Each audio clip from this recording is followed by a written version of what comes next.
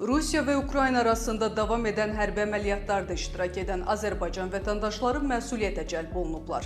Xəbərlər net xəbər verir ki, bu barədə Dövlət Təhlükəsizliyi Xidmətindən məlumat verilib.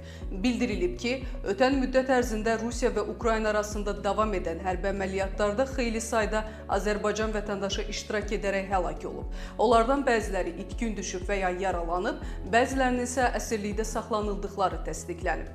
Aparılan araşdırmalarla Azərbaycan vətəndaşları 1991-ci il təvəllüdlü Nəbiyev Real Eldəniz oğlu, 1993-cü il təvəllüdlü Hüseynov Faris Famil oğlu, 1994-cü il təvəllüdlü Məmmədov Ali Elnur oğlu və Mirhəşimli Murov Həsən oğlunun Rusiya və Ukrayna silahlı birləşmələrinin nəzarəti altında döyüş əməliyyatlarında iştirak etmələri sübuta yetirildikdən həmin şəxslər bu ilin yanvar ayında saxlanılaraq cinayət məsuliyyətinə cəlb ediliblər.